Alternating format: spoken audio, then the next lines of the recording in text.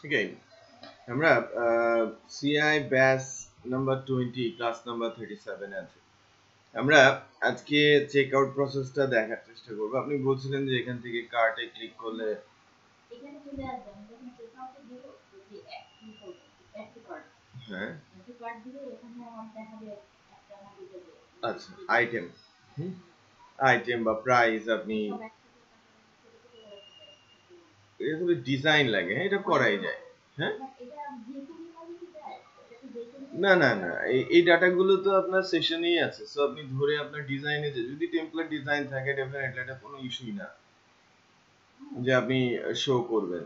এই টেমপ্লেটটাতে ওইরকম কোনো শর্টকাটের বা ফ্ল্যাশ কার্ডের কোনো ডিজাইন নেই, এই কারণে ওটা পসিবল হচ্ছে না। বাট আপনি 18 নম্বর যে ক্লাস কোর্সটা আছে ওইটা দেখলে হয়তো বুঝবেন। ওখানে লেফট সাইড বারে একটা কার্টের আইকন আছে, ক্লিক করলে ছোট করে কার্টটা বের হয়ে আসে।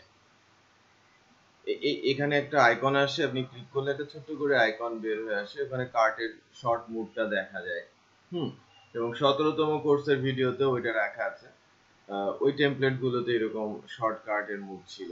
বাট আমরা এখানে দেখাতে পারি যে কার্টের মধ্যে কয়টা প্রোডাক্ট আছে বা কার্টের টোটাল অ্যামাউন্টটা কত, আপনি যেটা চান। যেহেতু এই ডিজাইনে নেই, এই কার্টে ক্লিক করলে আমি সরাসরি কার্টে নিয়ে যেতে পারি, কারণ আমার শো কার্টটা করাই আছে ফাংশন। আর টোটাল আইটেমসও আমি চাইলে দেখতে পারি। টোটাল অ্যামাউন্ট তো আমরা গতদিন দেখেওছি, রাইট? তো আগে আমরা এটা নেটবিনসে ওপেন করে নিই প্রজেক্টটা।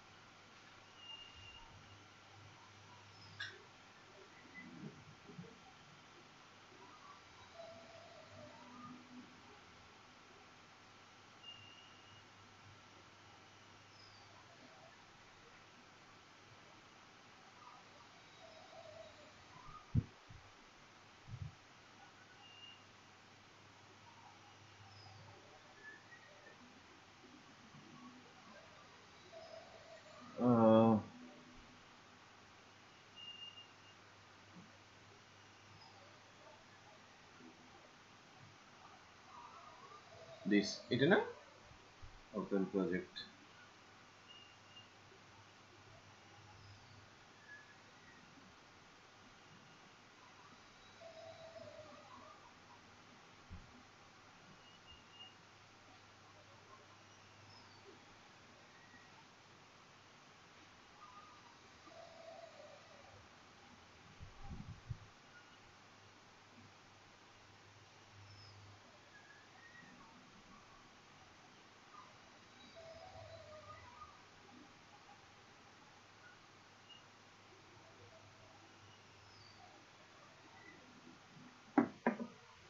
নাইস, আমাদের এখানে কোডটা চলে আসে।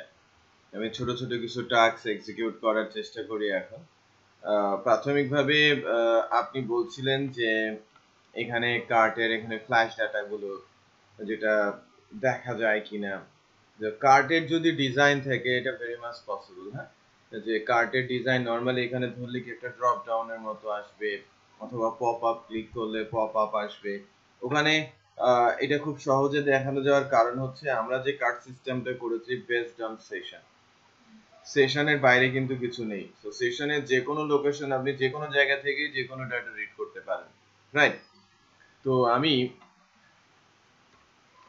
Local host slash e-commerce slash user গাইডে যাচ্ছি। এখানে আপাতত যেটা করি যে কার্টে ক্লিক করলে কার্টটা আসবে, আর কার্টের পাশে আইটেমস, কতগুলো আইটেম কার্টের মধ্যে আছে সেটা আমরা দেখাই। আর ডিজাইন যদি এরকম হয় যে লাইক আপনার একটা ডিজাইন আছে এবং সেখানে শর্টকাটের সিস্টেম আছে, আপনি নিজেও করতে পারবেন, আর না পারলে আমি হয়তো হেল্প করবো, হ্যাঁ, বা দেখিয়ে দিতে পারবো। আবার যদি টিউটোরিয়াল বলেন, 17-18 ব্যাচে দুইটা ডিফারেন্ট টেমপ্লেটে এই ধরনের অবস্থা ছিল, যেখানে আমরা কার্টের ইমপ্লিমেন্টেশনটা ওখানে দেখিয়েছি।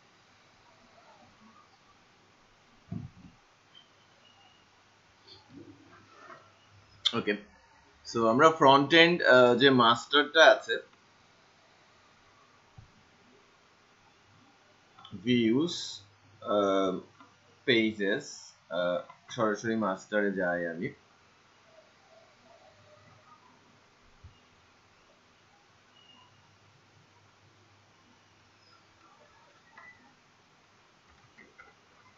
কার্ড খেয়াল করেছেন, এই যে কার্ড যেটা আছে এখানে বেসিক্যালি তেমন কিছুই না। আপনি যদি এভাবে লিখেন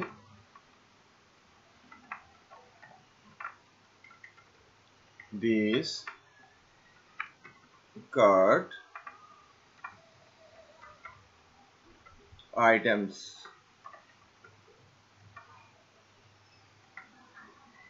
ঠিক আছে, দিস কার্ড আইটেমস। আর এটা কি হবে বেসিক্যালি একটু বলেন তো।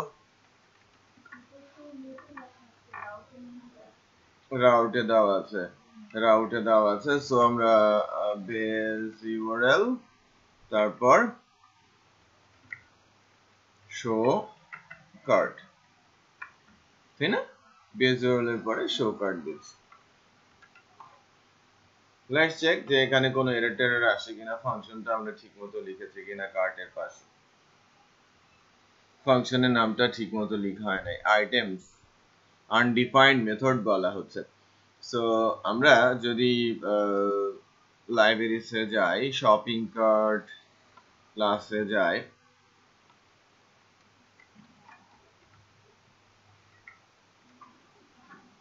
আইটেমস, আইটেমস যদি আমরা সার্চ দেই অনেক জায়গায় আছে।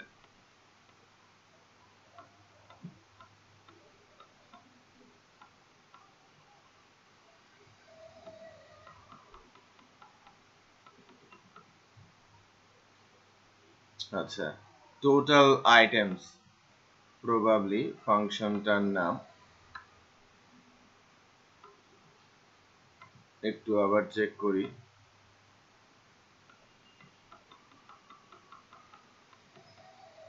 এই যে একটু নিচের দিকে দেখেন, বারবার মিস করছি। অ্যাডিং মাল্টিপল আইটেমস, আইটেমস,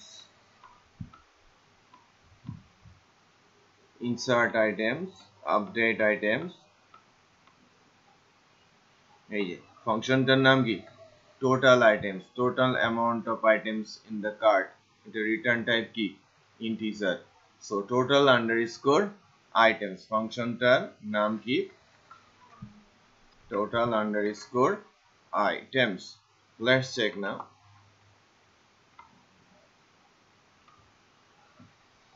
এখানে আপাতত কার্টের ভ্যালু কত, 0।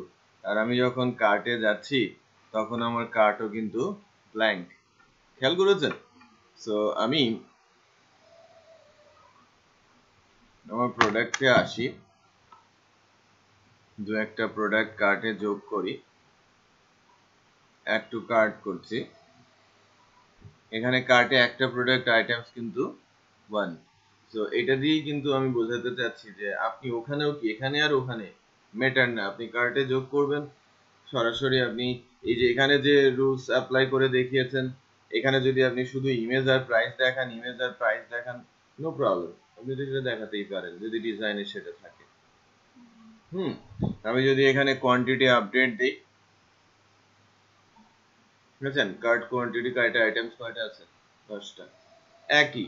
হ্যাঁ, সব তো আমি এক জায়গা থেকেই টানছি। রাইট, যেভাবে আপনি ডিসপ্লে করেন।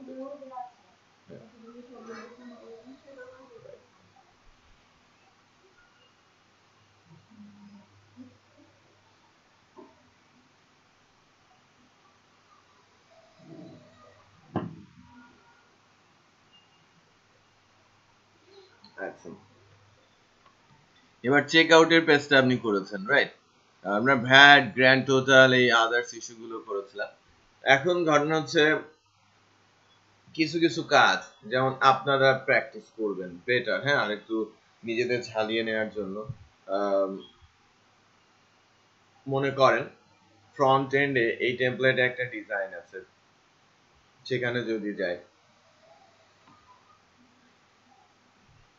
যে প্রাইস রেঞ্জ খেয়াল করেছেন, আপনি যখন যে রেঞ্জ দিয়ে সার্চ করতে চাচ্ছেন সেই রেঞ্জ অনুযায়ী আপনি সার্চ করাবেন। এটা অ্যাজাক্স দিয়ে আপনি সার্চ করাতে পারেন, অথবা বাটন দিয়ে, অথবা আপনি এটা এভাবে না দিয়ে আপনি ড্রপ ডাউন অ্যামাউন্ট দিয়ে 500, 1000, 1500, 2000 রেঞ্জের আপনি প্রোডাক্ট খুঁজতে চাচ্ছেন। তো আমরা কি এখানে সার্চিং করে আনতে পারবো না? একটু বলেন তো পারা যাবে কিনা? লাইক আমি 500 টাকার প্রোডাক্ট আছে, যেগুলো 500 টাকার নিচে সব চলে আসবে, জাস্ট কোয়েরি লিখবেন, ডেটাবেজে ডিসপ্লে করে দেবেন, রাইট? গেল একটা। দুই হচ্ছে, মনে করেন আরো একটা ছোট কাজ, লাইক হিয়ার, এখানে দেখেন use coupon code, use gift voucher. আমার অ্যাডমিন প্যানেলে যদি কুপন থাকে, ভাউচার থাকে, এবং কারো কাছে যদি ওই কুপন এবং ভাউচার আপনি পাবলিশ করেন, মার্কেটিং করেন, সে সেটা দিলে ডিসকাউন্ট হয়ে যাবে। আপনি কুপন ছাড়লেন, যে 50,000 কুপন আমি ছেড়ে দিলাম, এটা একবারই ইউজ করা যাবে এবং 500 টাকা করে ডিসকাউন্ট হবে। বাট এটা অ্যাপ্লিকেবল হবে যদি 5,000 টাকা প্রোডাক্ট কেউ কিনে, একটা রুলস দিয়ে দেওয়া হলো। সো নর্মালি যেটা হয়ে থাকে যে আমাদের দেশে ই কমার্সের যে বিজনেস গুলো হচ্ছে, এটা ওয়ান সেন্ট্রিক, হ্যাঁ, অ্যাপ্লিকেশন বা সাইট কোনো মতে একবার বানিয়ে নিয়ে ওটা নিয়ে বিজনেস করছে, বাট এটা দিয়ে কিন্তু ই কমার্স বিজনেস চলে না। প্রতিনিয়ত যদি ফিচারের পরিবর্তন না আসে, ইন্টারেক্টিভনেস না থাকে, সে বিজনেস করতে পারবে না, টিকেই থাকতে পারবে না বেসিক্যালি। কারণ আপনি যদি অফারের মধ্যেই না থাকেন, আর আপনি যদি কাস্টমারের সাথে ইন্টারাক্টই না করতে পারেন, তাহলে আপনার বিজনেস কিন্তু বসেই যাবে। সো বাইরের দেশগুলোতে ই কমার্সের সাইট গুলো, প্রথম বিশেষ করে হোম পেজ গুলো প্রতিনিয়ত পরিবর্তন দেখতে পাবেন, এবং নতুন নতুন অফার, নতুন নতুন ফিচার নিয়ে তারা কিন্তু আসে। হুম তো বেসিক্যালি এই কুপনের কাজটার জন্য আমি একটু প্রসেস বলে দিচ্ছি, যে আপনি অ্যাডমিন প্যানেল থেকে কুপন অ্যাড করাবেন ফার্স্টে, রাইট? ভ্যালিডিটি কতদিন থাকবে সেটা আপনি অ্যাড করলেন, মনে করেন কুপন দিলেন, আইডি, কুপনের আপনি কোড বসালেন, কুপনের টাইপ দিলেন, পার্সেন্টেজ কুপন নাকি ফিক্স কুপন, মানে কত টাকার অর্ডার হতে হবে এই পার্সেন্টেজ পেতে হলে বা ফিক্স পেতে হলে, এটা সব নিয়ে একটা ইনসার্ট দিলেন।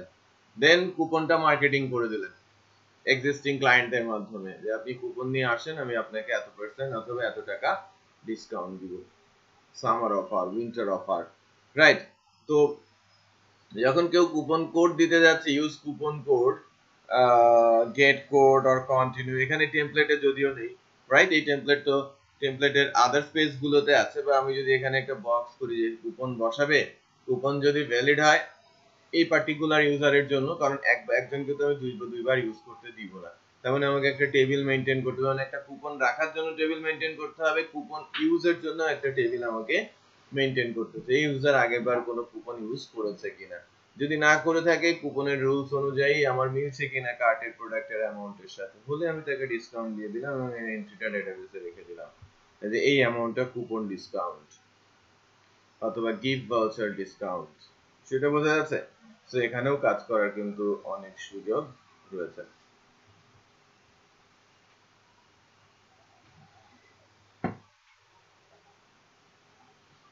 ওকে,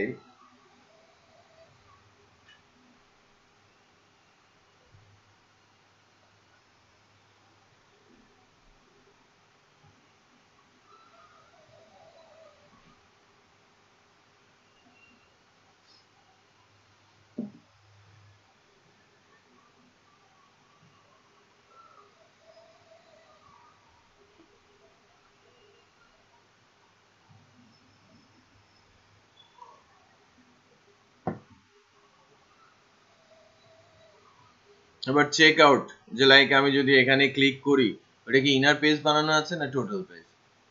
ইনার পেজ।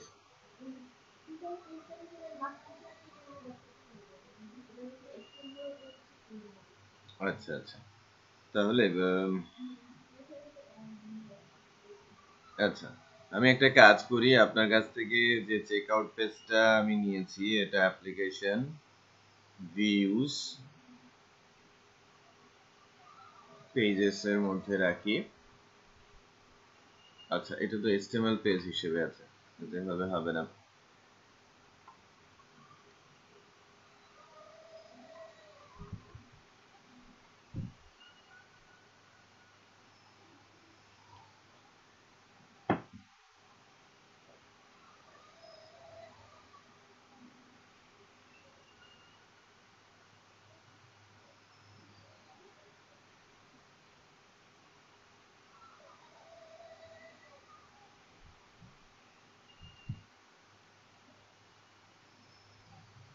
আজকে তো বৃষ্টি বেশিক্ষণ স্থায়ী হয় নাই, তাই না? বৃষ্টি স্থায়ী হলে তো গন্ডগোল বেঁধে যেত, বৃষ্টি তো জোরেই হয়েছে।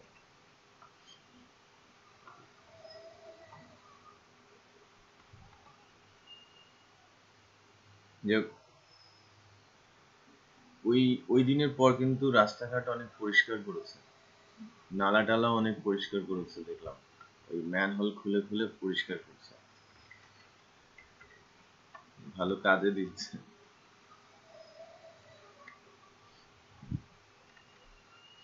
কোন অংশটুকু? মাঝের না? Header middle content container.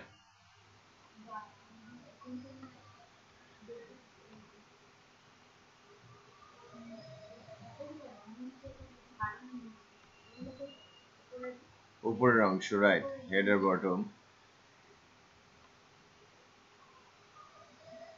এই যে কন্টেইনার না, সেকশন, কার্ট আইটেমস,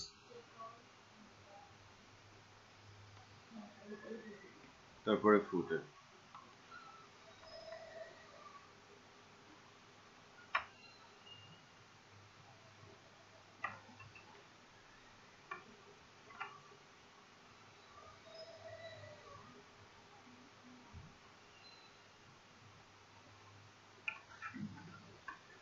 আচ্ছা, সো আমি আপাতত চেক আউটের এই অংশটুকু রাখছি, পরে প্রয়োজন হলে আবার আমরা দেখব।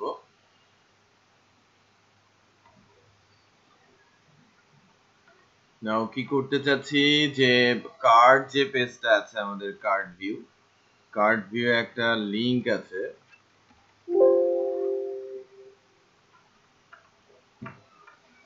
চেক বক্স কি করে আসে? চেক আউট নামে তো একটা লিংক পেজ আমাদের থাকার কথা।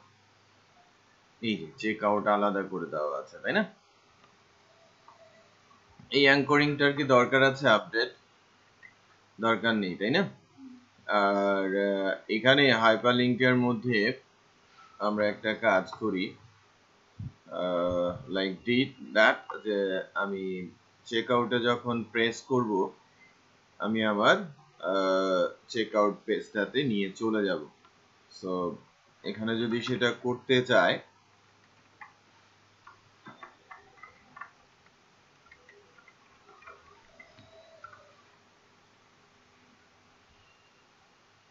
কি হবে? Check out, right? তো আমাদের যে রাউটস রয়েছে, রাউটস কোথায়, রাউটস কোথায় একটু বলেন, রাউটস কোথায়?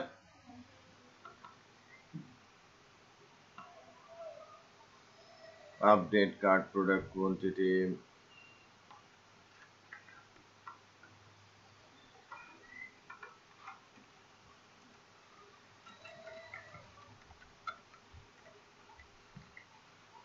checkout routes,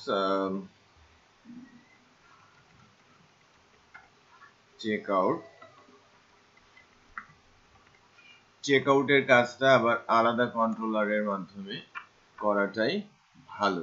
হ্যাঁ,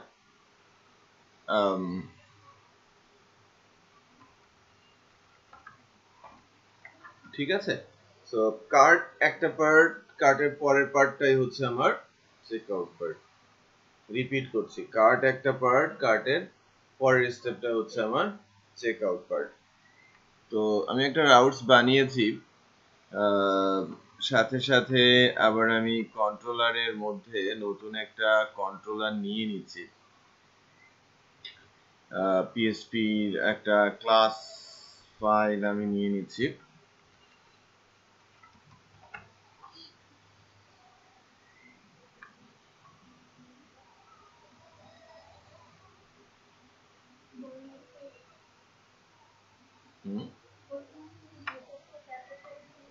ফাইলের নামটা, হ্যাঁ, ফাইলের নামটা capital, checkout,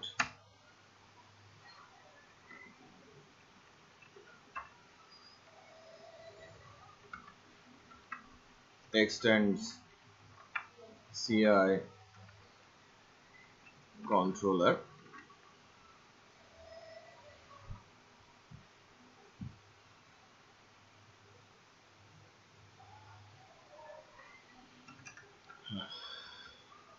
public function index, like কার্টের মতোই যদি আমি বলি যে আমি আমার জাস্ট চেকআউট পেজটাকে আমি লোড করাবো, তো সেক্ষেত্রে কি করা যেতে পারে, টাইটেলটা চেকআউট ফিচার প্রোডাক্ট, আচ্ছা এটা তো ফিচার প্রোডাক্ট হিসেবে দাও, চেকআউট পেজটা আমরা দিচ্ছি, ক্যাটাগরি ম্যানুফ্যাকচারার বা আদার্স এগুলো নিয়ে কোনো মাথা ব্যথা নেই, মাস্টারের মধ্যে লোড দিয়ে দিচ্ছি। সো লেটস চেক, কার্ট থেকে যখন আমরা চেক আউটে যাচ্ছি, হ্যাঁ হ্যাঁ হ্যাঁ, চেক আউট মেথড,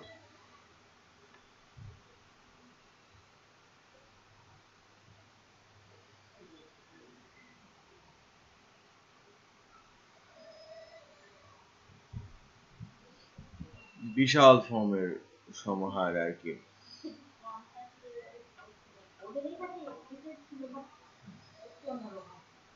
আচ্ছা হ্যাঁ, তো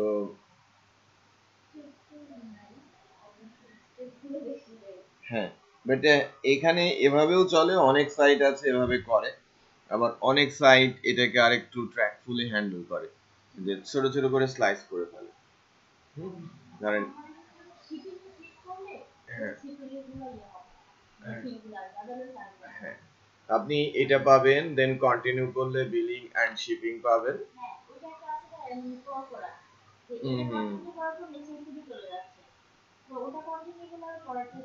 রাইট, ওইটাই আর কি, ওইটাই ওইটাই বেটার আর কি। নাই, বাট আমি ভেতরের পেজগুলোকে স্লাইস করে নেক্সট নেক্সট অ্যাকশনের দিকে যেতে পারি, ওইটাই করা হয়। হ্যাঁ, ম্যাক্সিমাম কেসে আমরা এটাই দেখি। হ্যাঁ হ্যাঁ, আচ্ছা আচ্ছা, না না, ওইটাই বেসিক্যালি ভালো। সব হ্যাঁ, ফর্মটা দেখতে বড় হয় না, আর ফর্মটা যখন একটা রেঞ্জে থাকে, এই জায়গায় এসে যে কনফিউশনটা ক্রিয়েট হবে সবার মধ্যে, যে এত কিছু করতে হবে, থাক আজকে থাক, হ্যাঁ আজকে থাক, আমি পরের দিন কিনবো, এটা তো আর জরুরি না। অনলাইনে যে প্রোডাক্ট গুলো কেনা হয় সেটা কিন্তু অতীব জরুরি না, সেটা হতে পারে যে জীবন চলবে না, বা মার্কেটে এত কষ্ট করে আসলাম কিছু না কিনেই চলে যাবো, এরকম তো না। আপনি তো বাসায় বসে আছেন, আপনি তো অফিসেই বসে আছেন, সো তাকে যদি একটু একটু মনে করে যে না আমার জন্য পেইনফুল, তখন কিন্তু বিষয়টা ডিফিকাল্ট হয়ে দাঁড়ায় কাস্টমারকে ধরে রাখাটা। সো এছাড়া আমাদের এটাকে একটু স্লিপিং এ যেতে হবে, ছোট ছোট, হ্যাঁ। আপনি যে করে ইউজ করে যদি স্লাইড করে করে আনতে পারেন এক, অথবা পেজ বাই পেজ, সেটাও কোনো প্রবলেম না। হুম হুম হুম, হ্যাঁ, পেজ পেজ আলাদা আলাদা ছোট ছোট স্লাইসিং পেজ করে করা যায়। আচ্ছা আচ্ছা, আমি এই পেজটাকে একটু স্লাইসিং চাচ্ছি, আপনার যেটা যেটা করবেন আর কি, আমি মানে কিছুক্ষণ পরে অ্যাজাক্স শুরু করবো আর কি, ঘন্টাখানেক আলোচনা হবে অ্যাজাক্সের উপরে। প্রথম পার্টে এতটুকু থাকবে। প্রথমে চেক আউট প্রেস করলে এটা আসবে, রেজিস্ট্রেশন বা লগ ইন করার পর বিলিং বা শিপিং আসবে এইটা, তারপরে বিলিং শিপিং দেওয়ার পর ফাইনাল অর্ডার প্লেসমেন্টের জন্য এটা আসবে। ঠিক আছে, দেন আমি পেমেন্ট মেথড সিলেক্ট করে আপনি অর্ডারটা প্লেস করছেন। ওকে, অ্যাজাক্স একটু দেখতে থাকেন। What is Ajax? এটা আমাদের তাহা ট্রেনিং এর সাইটেও আছে অ্যাজাক্স সম্পর্কে, এবং W3 তেও আছে। অ্যাজাক্স সম্পর্কে দেখতে থাকেন, অ্যাজাক্স এর থিওরিটিক্যাল আলোচনা হবে এবং কিছুটা প্র্যাকটিক্যাল। আপনারা দেখছেন কতটুকু? আমি আপনাদের দেখতে বলে গিয়েছিলাম। What is Ajax?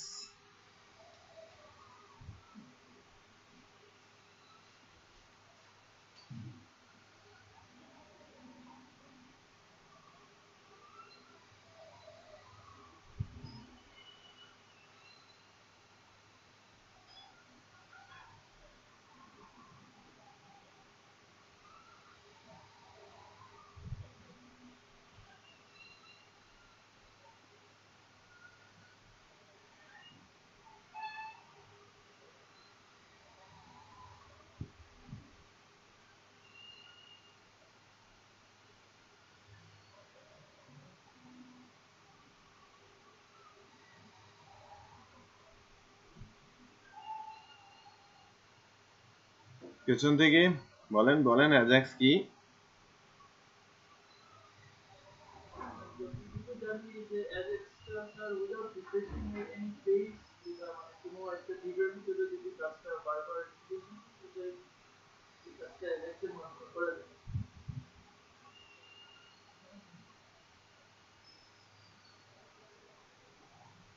আচ্ছা, অ্যাজাক্স কি আমরা শেখার চেষ্টা করব আর কি। একটু দেখেন, আমি google.com এ গিয়েছি, যা বেসিক্যালি সবার কাছে খুবই জনপ্রিয় একটা সাইট, তাই না? এবং আমরা এটা প্রতিনিয়তই ভিজিট করি এবং অনেক বেশি এখানে আমরা নিজেদের সময় কাটাই। তো এটাই প্রথম সাইট যা অ্যাজাক্স ইউজ করে। Ajax asynchronous JavaScript plus XML। XML এটা অ্যাকচুয়ালি ডাটা ট্রান্সফার প্রসেসর হিসেবে কাজ করে। এটা কখনো কখনো ডাটা স্টোরেজও করে থাকে। এটা ক্লায়েন্ট এবং সার্ভারের মধ্যে রিলেশন এস্টাবলিশ করে। XML সম্পর্কে বলছিলাম। অ্যাসিঙ্ক্রোনাস জাভাস্ক্রিপ্ট, অ্যাজাক্স যখন আমি বলছি, অ্যাজাক্স মূলত জাভাস্ক্রিপ্টের একটা অ্যাসিঙ্ক্রোনাস প্রসেসের নাম। এটা একটা টেকনোলজি, এটা কোনো প্রোগ্রামিং ল্যাঙ্গুয়েজ না, রাইট? অনেক সময় আমরা কনফিউজড হই, আমরা কখনো কখনো গুলিয়ে ফেলি Ajax, JavaScript, jQuery, AngularJS, Node.js এই টার্মগুলো নিয়ে। ওকে, তো সবকিছু based on JavaScript. JavaScript language, এটা ক্লায়েন্ট সাইডের স্ক্রিপ্টিং ল্যাঙ্গুয়েজ। আমি ডিফাইন করছি একটা একটা করে। jQuery জাভাস্ক্রিপ্টের লাইব্রেরি, নাথিং এলস। jQuery কে জাভাস্ক্রিপ্টের লাইব্রেরি। লাইব্রেরি কি? লাইব্রেরি মানে কাকে বলি আমি লাইব্রেরি? এখন লাইব্রেরি কিন্তু বলা হয় যে অনেকগুলো বই যদি শেলফে টাঙানো থাকে একটা রুমের মধ্যে, সেটাই লাইব্রেরি হয়ে যায়, তাই না? তো আমি আমার এই রুমটাকেও লাইব্রেরি বানাতে পারি, বাট লাইব্রেরি হতে হলে আমার বই হতে হবে। বাট জাভাস্ক্রিপ্ট লাইব্রেরি স্পেসিফিক করে বলা হচ্ছে, জাভাস্ক্রিপ্ট সিনট্যাক্স ইউজ করে ফাংশনাল কোনো কিছু করে রাখার যে জায়গাটা, সেটাই লাইব্রেরি। এবং এটা জাভাস্ক্রিপ্টের ভিন্ন ভিন্ন টেকনিক ইউজ করে ভিন্ন ভিন্ন কাজের ওপরেও তো লাইব্রেরি আসতে পারে। মানে জাভাস্ক্রিপ্টের উপরে হাজারো লাইব্রেরিজ রয়েছে, সবগুলোকেই আপনি jQuery বলেন। jQuery একটা প্ল্যাটফর্ম লাইব্রেরি রয়েছে, jQuery mini.js, right? jQuery mobile.js বা jQuery.js, রাইট? এগুলো তো একদম মূল যে লাইব্রেরিটা, বাট ওকে ইউজ করে অন্যান্য অনেক লাইব্রেরিজ কিন্তু জন্ম হয়েছে। সবই কিন্তু জাভাস্ক্রিপ্টেরই এবং সবগুলোকেই jQuery বলা হচ্ছে। দেন আসছে অ্যাজাক্স সম্পর্কে। অ্যাজাক্স একটা টেকনোলজি, এও ইউজ করেছে কি জাভাস্ক্রিপ্ট, এবং জাভাস্ক্রিপ্টের অ্যাসিনক্রোনাস প্রসেস। অ্যাসিনক্রোনাস প্রসেস বলতে কোন একটা বলতে পারেন কমান্ড একজনের কাছ থেকে নিয়ে ভিন্ন আরেকজনকে পৌঁছে দেওয়া এবং কাজ শেষ হওয়ার আগ পর্যন্ত ওই রিলেশনটি এস্টাবলিশ রাখা, এটাকে অ্যাসিনক্রোনাস প্রসেস বলে। সিনক্রোনাস অ্যান্ড অ্যাসিনক্রোনাস একটা বিষয় আছে, যে সিনক্রোনাসে অনেক ডাটা ট্রান্সফার করা যায় একসাথে, যে আপনি একটা টেবিল থেকে বেশ কিছু ফাইল পরের টেবিলে দিয়ে দিচ্ছেন, পরের টেবিলে দিয়ে দিচ্ছেন, বাট ওই টেবিলগুলোর মধ্যে কোনো রিলেশন নেই। আপনি পাঠিয়ে দিয়েছেন, ওখান থেকে মিসিং হলে আমি জাস্ট জেনেছি যে আমার ডেটাগুলো আমি 7টা ফাইল পাঠিয়েছি, 7টা ফাইল ওখানে পৌঁছে গেছে, রাইট? এতটুকুই আমি জেনেছি। বা যদি ওই ট্রান্সফার পিরিয়ডে ওই রান টাইমে যদি একটা দুইটা মিসিং হয়, সেই অ্যাকনলেজমেন্ট আমার কাছে আসে, এবং আমি যখন 7টা ফাইল দিয়ে দিলাম, ওই 7টা ফাইল যদি লাইক নাইমের কাছে থাকে, আমি জানলাম যে শফিউল আলম নাইমকে 7টা ফাইল পাঠিয়ে দিয়েছে, তখনই আমার ওর সাথে কানেকশন বন্ধ। ওই ফাইলের কি অবস্থা, কোথায় কি আছে, সেটা নিয়ে আমার আর কোনো মাথা ব্যথা নেই। এটা সিনক্রোনাস প্রসেস। সে নাইম আরেকজন ইব্রাহিমের কাছে দিল, ইব্রাহিম আরেকজনের কাছে দিল, সে আরেকজনের কাছে দিল, আরেকজন আরেকজনের কাছে দিল, কোথায় কি যাচ্ছে বা কি হদিস তার কোনো কিছুই আমার জানার দরকার নেই। এবং এখানেও নোড থাকে, সিনক্রোনাসে নোড থাকে একাধিক, ডাটা ট্রান্সফার হয় অনেক বেশি এবং লং ডিস্টেন্স বলা হয়ে থাকে। সিনক্রোনাস প্রসেসটা হয় লং ডিস্টেন্স, লাইক এসটিটিপি প্রোটোকলে। এই যে এসটিটিপি আমরা ইউজ করি না, হাইপারটেক্সট ট্রান্সফার প্রোটোকল আর এসটিটিপিএস, এখানেও কিন্তু এভাবেই ডাটাগুলো ট্রান্সফার হয়ে থাকে। বাট যদি আমরা বলি অ্যাসিনক্রোনাস প্রসেস, তখন আমি যদি কোনো ইনস্ট্রাকশন আপনাকে দিই, আমি ওয়েট করব যে অ্যাকচুয়ালি আপনি যেটা রিসিভ করলেন ওটার অবস্থা কি বা ফাইনাল আউটপুটটা কি, মানে দুইজনের মধ্যে আন্ডারস্ট্যান্ডিং এর উপর বেস করে একটা ফাইনাল আউটকাম আসবে, এবং সেখানে দুইজনই কন্ট্রিবিউট করবে, রিলেশনটা হবে ইন্টারঅ্যাক্টিভ। এটাকে বলা হয় অ্যাসিনক্রোনাস প্রসেস। আর মাঝে যে চ্যানেল হিসেবে কাজ করছেন, লাইক আপনি মাঝখানে বসে আছেন, মাঝখানে আপনি এক্সএমএল হিসেবে কাজ করছেন, আমার কাছ থেকে ইনস্ট্রাকশন নিয়ে তাকে দিচ্ছেন, তার রেসপন্স আমাকে দিচ্ছেন, সে বলছে প্রসেস হয়েছে, আচ্ছা ঠিক আছে কাজ শেষ, আমাকে ডাটা দাও।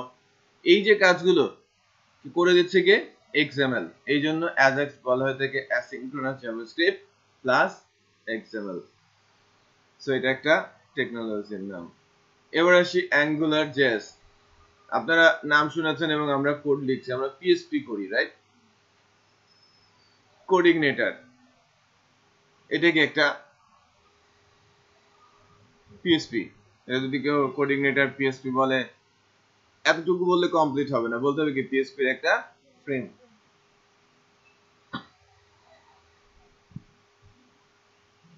কোডিগনেটর 3.2 চলছে, আমি যদি এখন বলি কোডিগনেটর 3.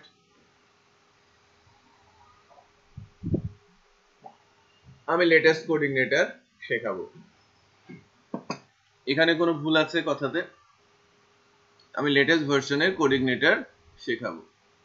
কোডিগনেটর আর কোডিগনেটর 3.2 জাস্ট ভার্সন নেম, একই কথা, রাইট?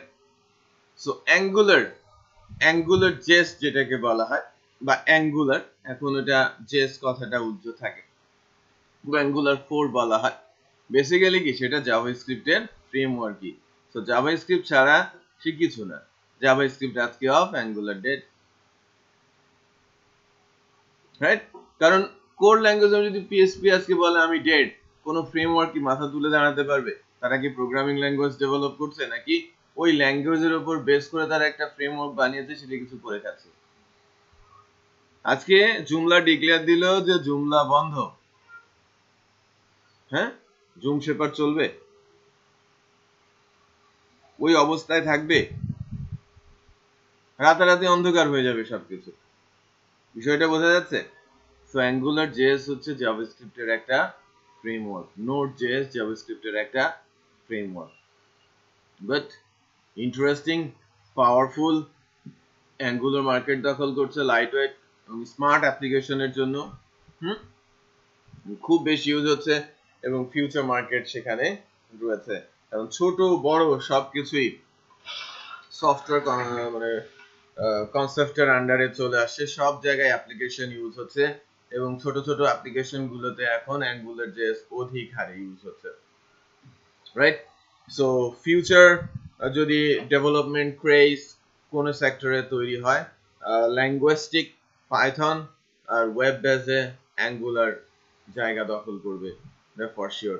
সো অলরেডি মার্কেট দখল করা শুরু হয়েছে, বাইরের দেশে ব্যাপক কাজ হচ্ছে, বড় বড় সফটওয়্যার কোম্পানি এগুলো ব্যাপক হারে লোক রিক্রুট করছে, এবং এখনকার দিনে আপনি যত জব পোস্টিং দেখবেন ওখানে AngularJS এর কথা উল্লেখ করছে, right?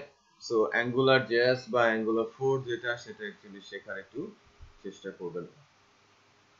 Now Node.js kind of, but সেখানে সার্ভারের ইউজ আছে, PHP এর ইউজ হয়। Node.js এটাও একটা জাভাস্ক্রিপ্টেরই ফ্রেমওয়ার্ক। ওকে, সো আমি বলছিলাম Ajax সম্পর্কে কিছু কথা বলেছি। Ajax কি করে? Ajax ইউজার অ্যাপ্লিকেশনটাকে অনেক বেশি ইন্টারেক্টিভ করে তোলে। Ajax অ্যাপ্লিকেশনটাকে ইউজার ফ্রেন্ডলি করে তোলে, এবং ইউজারের ইউজ করার ধরনটাকেই পরিবর্তন করে দেয় অ্যাপ্লিকেশন, যে কারণে বেশি বেশি ইউজার আসে এবং অ্যাপ্লিকেশন পপুলার হয়, অ্যাপ্লিকেশনকে পাওয়ারফুল করে।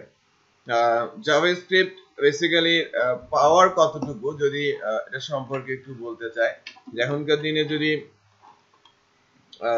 বলা হয় যে কৃষক এই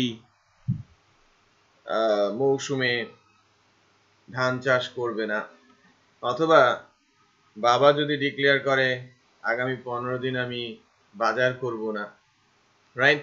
যত না বেশি কষ্ট পাবে বাচ্চা কাচ্চা, ফেসবুক বন্ধ হয়ে গেলে তার চেয়ে বেশি কষ্ট পাবে, রাইট? যদি একদিনও বন্ধ হয়ে যায় তাও তারা হয়তো প্রবলেমে পড়ে যাবে।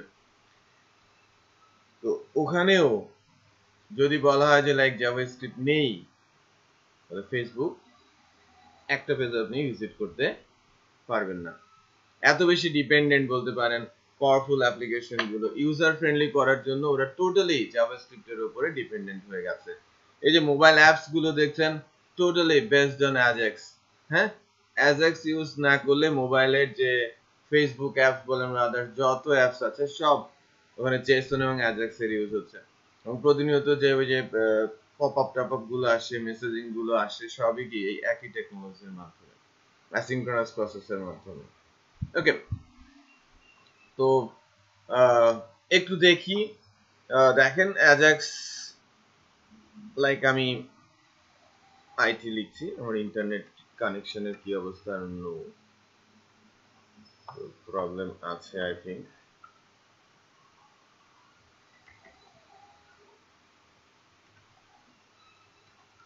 আপনারা একটু সার্চ দেন তো, এখানে ইন্টারনেটের অবস্থা অতটা সুবিধা মনে হচ্ছে না।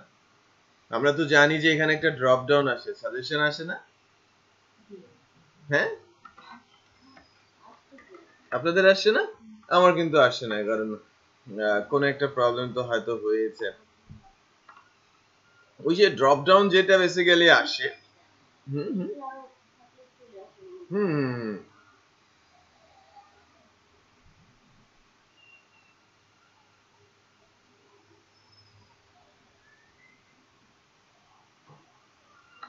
এই যে এখানে যে সাজেশন গুলো বেসিক্যালি আসে, এই যে এখন আসছে না,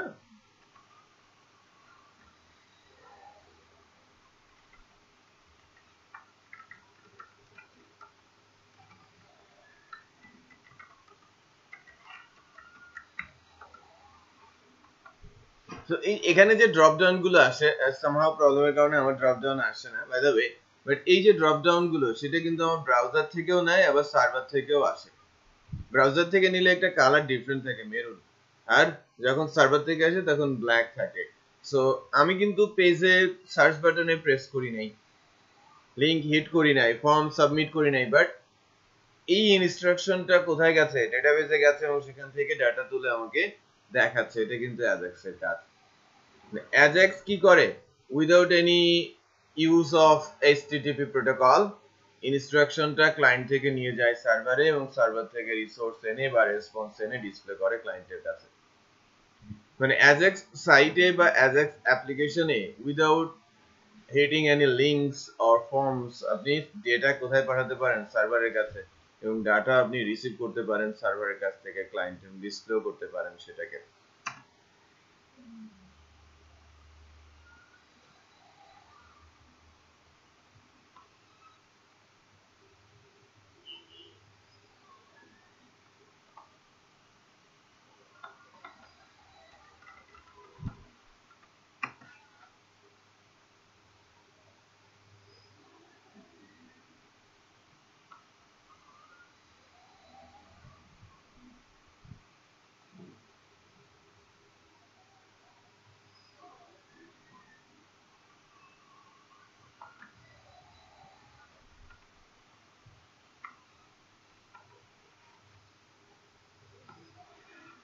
আচ্ছা, সাজেশন গুলো আসছিল না, বেসিক্যালি এটা বড় অবস্থায় ছিল লাইক দ্যাট।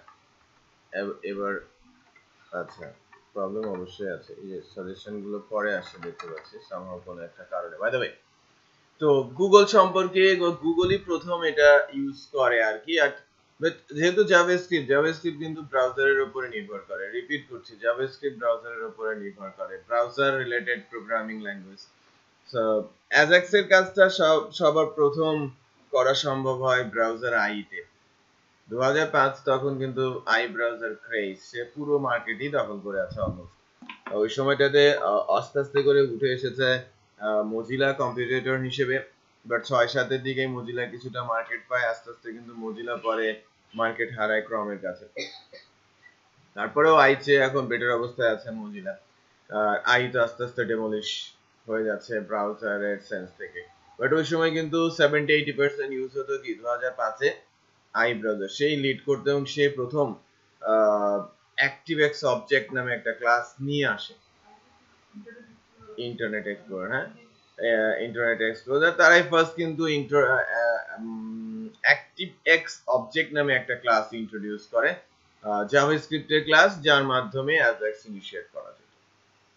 মানে অ্যাজাক্স ইনিশিয়েট করতে হলে একটা নির্দিষ্ট ক্লাসের ইউজ এখানেই করতে হবে, যার ভেতরে অ্যাসিনক্রোনাস ডাটা ট্রান্সফারের ফাংশনালিটি থাকবে। তো অ্যাজাক্স এর কোর 6টা ফাংশন আছে, যেগুলোতে আমরা যাচ্ছি। আর আরেকটা বিষয় হচ্ছে যে অ্যাজাক্স এখন যে ক্লাসটা দিয়ে চলে বলতে পারেন, সেটা হচ্ছে XML HTTP request. XML HTTP একসাথে লিখতে হয়, রিকোয়েস্ট ক্লাস। এটা এখন সকল ব্রাউজারেই আছে, XML HTTP রিকোয়েস্ট। বাট এই ক্লাসটা ডেভেলপ করে basically Mozilla. XML HTTP request class.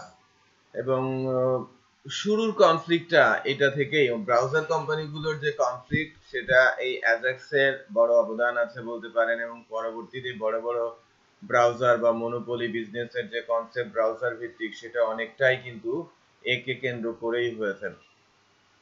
তো জাভাস্ক্রিপ্টকে কেন্দ্র করেই মূলত, যখন আই ব্রাউজার এটাকে ইউজ করে অ্যাক্টিভএক্স অবজেক্ট, নর্মাল রুলস অনুযায়ী জেনারিক কোনো ক্লাস যখন আসে, তখন ওই নামেই সকল ব্রাউজারই ওই ক্লাসটাকে তার লাইব্রেরিতে নিয়ে নেবে। এটা হচ্ছে ইন্টারন্যাশনাল রুলস, W3 অর্গানাইজেশনের রুলস, যেটা এটা W3C প্রোগ্রামিং। তো বাট আই একটা মনোপলি অবস্থায় ছিল, তারা সেভাবে কন্ট্রিবিউট করছিল না আদার্স ব্রাউজার গুলোর সাথে।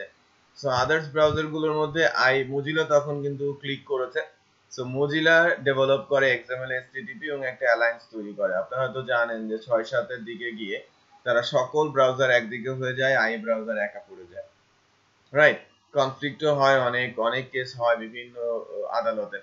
তো আলটিমেটলি আস্তে আস্তে করে কিন্তু আইর অবস্থায় খারাপ হয়ে যায়। এবং যদিও XML HTTP রিকোয়েস্ট এই ক্লাসটা পরিবর্তে অ্যাক্টিভএক্স অবজেক্টকেই সকল ব্রাউজারে নেওয়া উচিত ছিল, বাট পরবর্তীতে বলতে পারেন যে সকল ব্রাউজার ইউজ করছে এখনো XML HTTP। এবং ইদানিং এসে উইন্ডোজ 10 এর সাথে যে আই ব্রাউজার আছে, বা 9 এর সাথে যে আই ব্রাউজার ছিল, বা 8 এর সাথে যে আই ব্রাউজার ছিল, তারাও কিন্তু এই XML HTTP ইউজ করছে অ্যাজাক্স এর জন্য বাধ্য হয়ে। আদারওয়াইজ তারা মার্কেটে টিকে থাকতে পারছে না। সো অ্যাজাক্স অনেক বেশি ইউজ হচ্ছে এখন, যাতে অ্যাপ্লিকেশন গুলোকে অনেক বেশি ইন্টারেক্টিভ করা যায়। এখন আমরা অ্যাজাক্স সম্পর্কে, অ্যাজাক্স এর ক্লাস এবং অ্যাজাক্স ফাংশনালিটি নিয়ে একটু কথা বলবো।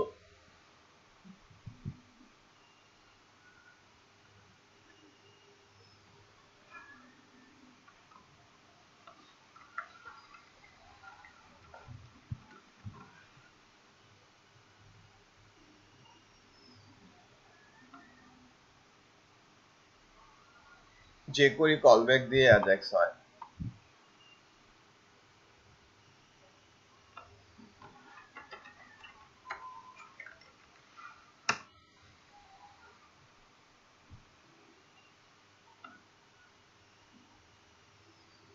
যে অ্যাজাক্স ইন্ট্রোডাকশনটাতেও আমরা পেলাম।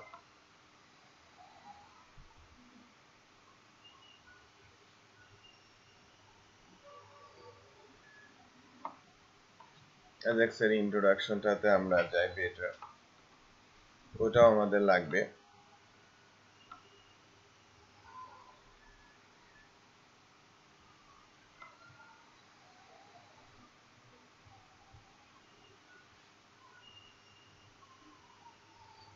দেখেন অ্যাজাক্স কিভাবে কাজ করে, browser, server, internet, browser, right, just circular. Browser থেকে ইনস্ট্রাকশন সার্ভারে যাবে, দেন সার্ভার থেকে ইন্টারনেট হয়ে আবার ব্রাউজারে আসবেন। Event occurred, create an XML HTTP request object, send HTTP request। আপনি HTTP request ইন্টারনেটের থ্রুতে সার্ভারে দেবেন। Process request, create a response and send data back to the browser, right? Process the request data using JavaScript, update page content. Simple as simple as। এখন একটু খেয়াল করেন যে প্রথমে XML HTTP request objectটা ক্রিয়েট করছে কে? JavaScript। Then XML HTTP request object send request to the web server, then server process the request, then server send response back to web page, then response is ready by JavaScript, then proper action এর মাধ্যমে এটাকে আমি কন্টেন্টে update করছি। তো এই ছিল একেবারে বেসিক জাভাস্ক্রিপ্ট বলতে পারেন। আর জাভাস্ক্রিপ্টের জন্য যে বিষয়গুলো কাজ করে মূলত সেটা হচ্ছে এরকম, রেডি, স্টেট, ইস্যু। জাভাস্ক্রিপ্টের কয়েকটা ফাংশন আছে, এটা আমি একটু লিখে ফেলি। জাভাস্ক্রিপ্টের যে ক্লাস আছে, ক্লাসগুলো সম্পর্কে একটু ধারণা দেই। প্রথমের দিকে যে জাভাস্ক্রিপ্টের ক্লাস আসে সেগুলো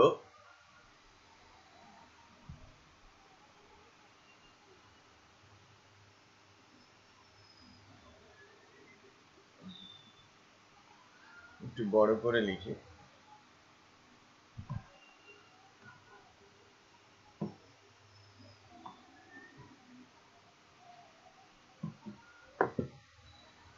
দেখেন, অ্যাজাক্স ক্লাস for I, এখানে অ্যাজাক্স এর ক্লাস ছিল ActiveX object। এটা আসে বেসিক্যালি 2005 এ, এই সময়টাতে। for all browsers ইউজ করে যে ক্লাসটা, জাভাস্ক্রিপ্টের যে ক্লাসটা ইউজ করে সেটা হচ্ছে XML HTTP request। generic use AJAX class XML HTTP request class। Clear? এখন সকল ব্রাউজারেই এই ক্লাসটা রয়েছে AJAX এর জন্য। ইন্টারেস্টিং বিষয় যে যেহেতু যদি আমি বলি যে সব ব্রাউজার সাপোর্ট করাবো, তখন কি বিপদ না? আমি কখন কোন ব্রাউজারে আছি সেটা তো ধরতে পারতে হবে। আর যদি সেটা ধরতেই না পারি তাহলে তো আমি এলোমেলো করে ফেলবো, কারণ ইউজার আই ব্রাউজারেও খুলতে পারে, মজিলা ক্রম সবই খুলতে পারে। তো আমার অ্যাপ্লিকেশনের কোডটা তো এক জায়গায় থাকবে, কোন ব্রাউজারে আমার কোডটা ওপেন হচ্ছে সেটা তো আমাকে ধরতে পারতে হবে, সেখানে আমাকে অ্যাজাক্স ইউজ করতে হবে। যদি আই ব্রাউজার হয় তাহলে আই ক্লাস নিতে হবে, আর যদি মজিলা হয়, অপেরা হয়, ক্রম হয় তাহলে তার ক্লাস আমাকে নিতে হবে। যদি এরকম হতো যে ক্লাস ভিন্ন, ক্লাসের ভেতরকার ফাংশনও ভিন্ন, তাহলে বিপদটা আরো বেশি। এখন আমরা তো নর্মাল রুলস অনুযায়ী জানি যে ক্লাসের ভেতরকার ফাংশন কল করার নিয়মটা কি, ক্লাসের অবজেক্ট ক্রিয়েট করা, তাই কি না? সো ক্লাসের অবজেক্ট ক্রিয়েট করলে তো যদি ক্লাসের ভেতরের ফাংশনগুলোর নাম সেম থাকে তাহলে আমার কাজটা কি অনেক ইজি হয়ে যাওয়ার কথা। তো অ্যাজাক্স ক্লাসের যে ফাংশনগুলো ক্লাসের নাম ডিফারেন্ট হলে ভেতরের ফাংশনগুলো কিন্তু সেম। ওকে, সো ফাংশন হচ্ছে 6টা ফাংশন আছে। ওপেন,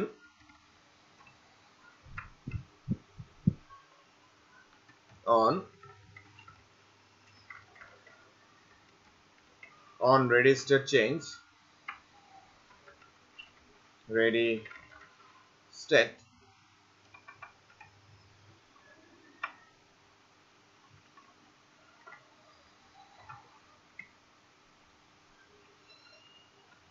আমি বড় হাতে করে দিচ্ছি যাতে বুঝতে পারেন।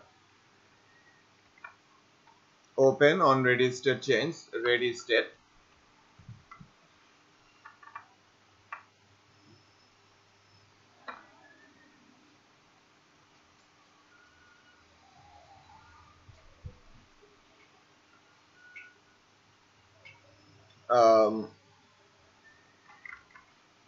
status, let's check,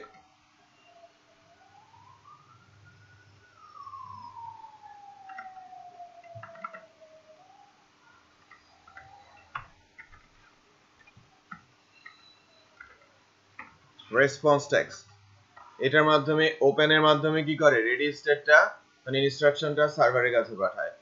on ready state change, একটা একটা করে স্টেট চেঞ্জ করে। স্ট্যাট মানে রেডি স্টেট, এখন আমি কোন অবস্থায় আছি সেটা আমাকে ধারণা দেয়। স্ট্যাটাস, আমি যার কাছে রিকোয়েস্ট পাঠিয়েছি সেটা ঠিক আছে কিনা সেটা চেক করে। রেসপন্স টেক্সট, ওই ডাটাটা রিসিভ করে, যদি কাজ শেষ হয়ে যায় এই ফাংশনের মাধ্যমে রিসিভ করে। আর লাস্ট যে ফাংশনটা সেটা হচ্ছে সেন্ড। এই সেন্ড ফাংশনের মাধ্যমে উপরের ফাংশনগুলোকে আবার রেডি করা হয় পরবর্তী কাজের জন্য। সো থিওরিটিক্যাল আলোচনা হচ্ছে, একটু হয়তো বোরিং মনে হতে পারে, বাট এই ফাংশনগুলো খুবই গুরুত্বপূর্ণ যদি আমি অ্যাজাক্স নিয়ে কাজ করতে চাই। একই ফাংশনের মধ্যে এর ইউজ করে অ্যাজাক্সের ফাংশনালিটিকে ইউজ করতে হয়, মানে ফাংশনালিটিকে বা বলতে পারেন যে ওই অ্যাসিনক্রনাস প্রসেসটাকে দাঁড় করাতে হয়। তো আমরা যখন অ্যাজাক্স ইমপ্লিমেন্ট করব তখন ইন্টারেস্টটা মূলত দেখা যাবে। আমি যদি এখানকারই একটা এক্সাম্পল, ছোট্ট একটা এক্সাম্পল রান করা, একটু খেয়াল করেন অ্যাজাক্সের আপনাদের W3 স্কুলস থেকেই চেঞ্জ কন্ট্রোল, খেয়াল করেছেন যে চট করে ডাটাটা কিন্তু চলে আসছে। আমি একটা ছোট্ট এক্সাম্পলে আপনাদের সাথে এখনই যাব।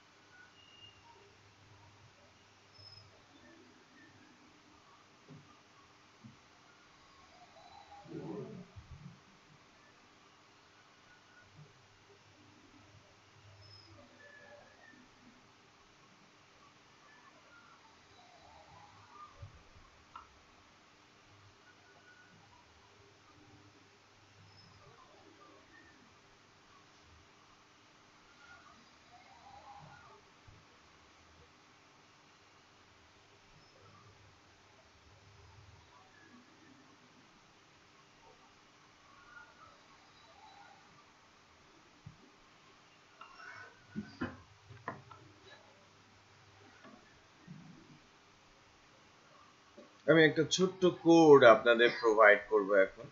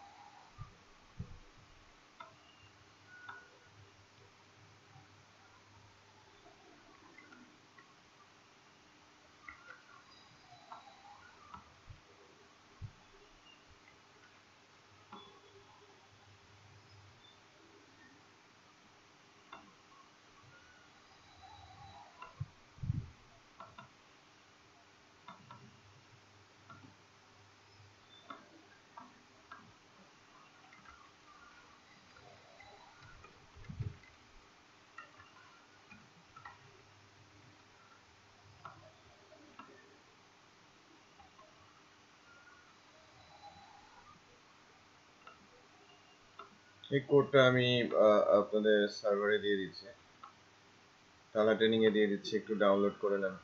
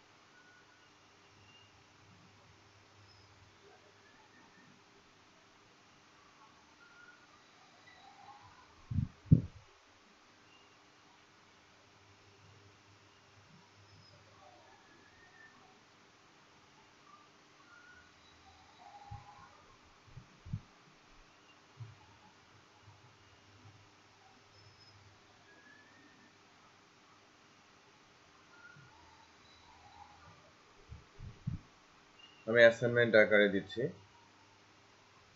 কোডটা জাস্ট লাগবে একটু আপনাদের। হ্যাঁ,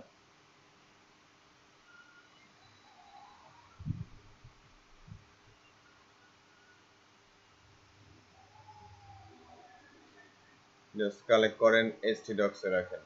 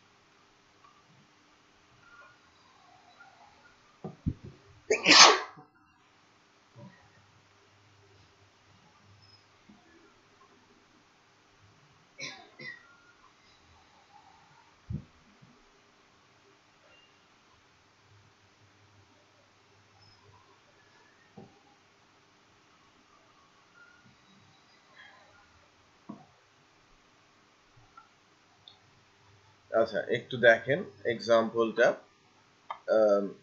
কিভাবে কাজ করছে। ছোট্ট একটা এক্সাম্পল, এটা আমরা আলোচনা করলে খুব সহজে বুঝতে পারবেন। আমি প্রজেক্ট আকারে এটাকে নিয়ে নিই।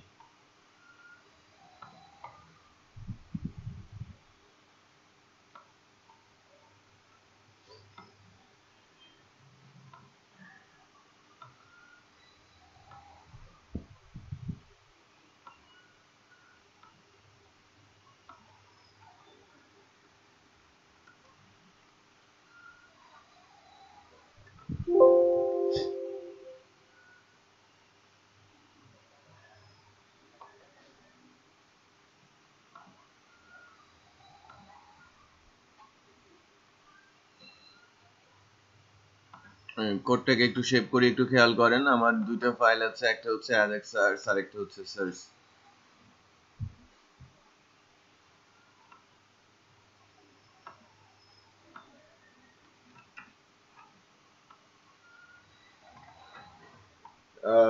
এই পেজটাকে আমি একটু কাস্টম করি।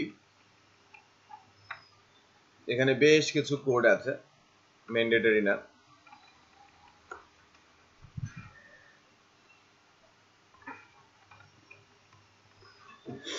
That's it. আমি কিন্তু উপর থেকে বেশ কিছু কোড ফেলে দিয়েছি, তার মানে এই কোডটাই আপডেটেড। একটু খেয়াল করেন, পুরনো দিনের কোড বলতে পারেন, অথবা সকল ব্রাউজারকে সাপোর্ট করানোর জন্য এই কোডটা যদিও একটু নেগলেক্ট করা হয় এখন। বেসিক্যালি আমার এখানে অ্যাক্টিভএক্স এরও কিছু কাজ করা আছে। এই কোডটা যেটা আমি লিখেছিলাম 2007 এ, স্টিল ছোট ছোট অ্যাজাক্স ওরিয়েন্টেড ছোট কাজ শেখানো শুরু করানো এর জন্য এটাকে আমি ইউজ করি। তো তখন কিন্তু আইও আছে পুরো দমে, মজিলা আছে পুরো মানে প্যারালালি, তো সবাইকে কিন্তু সাপোর্ট দিতে হয়। ক্লায়েন্ট বলে দিত যে কম্পিটেবল হতে হবে, বাট এখনকার দিনে ক্লায়েন্ট কিন্তু আইর কথা উল্লেখ করে না। আবার অ্যাজাক্স এর কাজ যখন করা হচ্ছে, এই যে ক্লাসটা অ্যাজাক্স এর কাজ করতে গেলে যেহেতু এটা ক্লাস ওরিয়েন্টেড, ওই ক্লাসের অবজেক্ট তৈরি করতে হয়। আর আমি যদি এই লাইনটুকু ইউজ করি রাইট নাও, বলতে পারে আমি হয়তো 98% ইউজার কাভারে চলে যাব, 2% ইউজার হয়তো এখনো i6-7 বা 5-6 ইউজ করছে। উইন্ডোজ এক্সপি ইউজ করা ইউজারের সংখ্যা কি অনেক কম না? ওরাই শুধু, আমি যদি শুধু এক লাইন ইউজ করি, দ্যাট আমি যদি এই লাইনটা ইউজ করে দেন অ্যাজাক্স এর কাজ করি, তাহলে আমি 98% ইউজারকে কভার করছি। আর যদি এই লাইনটাকে এই স্টেটমেন্টের ভেতরে রেখে আমি ইউজ করি এবং উপরে যাবতীয় কোড সহ, সেক্ষেত্রে আমি 100% ইউজারকে কভার করছি। বেসিক্যালি বিষয়টা হচ্ছে এরকম যে আমার এখানে যে কোড প্যাটার্নটা দেওয়া আছে, আমি এক্সেপশন হ্যান্ডলার ইউজ করেছি। বেটার আপনারা এটা একটু বুঝে নেন যাতে যদি কখনো প্রয়োজন পড়ে ইউজ করতে পারেন, রাইট? এই কারণে আমি কোডটা দিয়ে দিই স্টুডেন্টদের এবং বলি যে যদি কখনো 100% রিকোয়ারমেন্ট চায় তুমি এই কোডটা ইউজ করতে পারো ফর অ্যাজাক্স। তো নর্মালি ক্লাসের কোনো ফাংশন কল করার মূল শর্ত কি? অবজেক্ট তৈরি করা। আর আমি যদি অবজেক্ট তৈরি করতে পারি, আমি ভেতরের ফাংশনে গুলোকে আমি ইউজ করতেই পারি। এখন ঘটনা হচ্ছে যে আমি কোন ব্রাউজারে আছি তার উপর বেস করে তো আমাকে অবজেক্ট বানাতে হবে। সো এক্সেপশন হ্যান্ডলার ট্রাই কে আমি ইউজ করতে পারি। ট্রাই কাজকে একটু খেয়াল করেন কি করেছি। XML HTTP ইকুয়াল আমি ফলস নিয়ে নিয়েছি ফার্স্টে, মানে অবজেক্টটা নাল, ব্ল্যাঙ্ক, ফলস। দেন ট্রাই এর ভেতরে একটা কাজ দেওয়া হচ্ছে। ট্রাই কাজের কনসেপ্টটা একটু ক্লিয়ার করি। এখানে কিন্তু কোনো কন্ডিশন নেই। ট্রাইকে কোনো একটা কাজ দেয়া হয়, সে যদি সুচারুরূপে কমপ্লিট করতে পারে তখন এটা ওই ট্রাইয়ের ভেতর থেকেই বের হয়ে আসে, ক্যাচে আর যায় না। আর যদি কাজটা না করতে পারে তখন সে একটা এক্সেপশন দেয় এবং ক্যাচের ভেতরে যে ভেরিয়েবলটা দেওয়া হয় সেখানে এক্সেপশনটা ধরা হয়, আর ওই এক্সেপশনটা আপনি এখানে চাইলে দেখাতে পারেন। এই হচ্ছে তাদের রুলস। সো আমি প্রথমে বলেছি যে অ্যাক্টিভএক্স অবজেক্ট, এটা বেসিক্যালি গ্রেটার দেন 5, মানে আইর যে পুরনো একদম পুরনো ব্রাউজার, সেই ব্রাউজার গুলোর মধ্যে যদি একটা আমি ইউজ করি তাহলে এখান থেকে অবজেক্ট তৈরি হবে।